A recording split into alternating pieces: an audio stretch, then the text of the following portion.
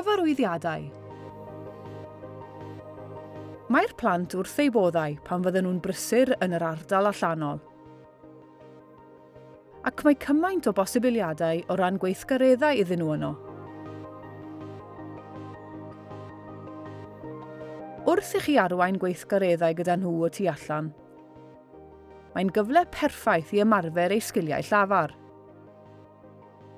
Wrth i chi drafod beth rydych chi'n ei wneud gyda nhw. Mae cyfarwyddiadau, instructions, yn bwysig wrth arwain y plant.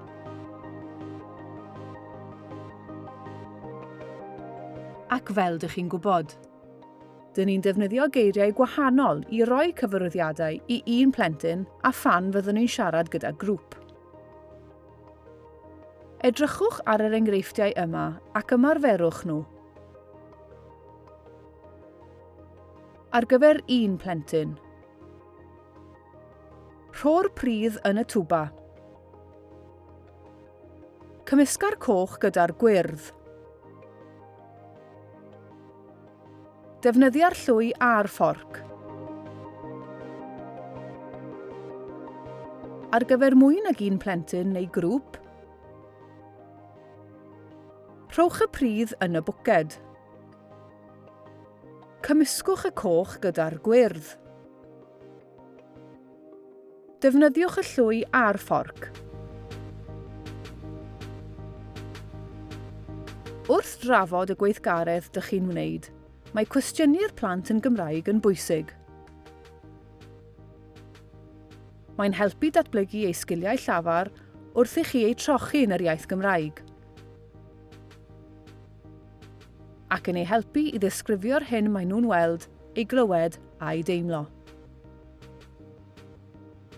Beth am holi cwestiynau fel hyn iddyn nhw? Cofiwch am y treiglad meddal ar ôl y gair yn. Ydy e'n fawr? Ydy e'n fach?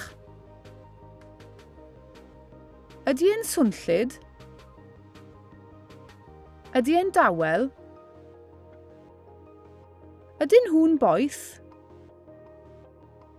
Ydyn nhw'n oer? Ar gyfer cwestiwn sy'n dechrau gydag ydy, bydd angen annog y plant i ateb gyda ydy neu nac ydy. Ar gyfer cwestiwn sy'n dechrau gyda ydyn, bydd angen annog y plant i ateb gyda ydyn neu nac ydyn.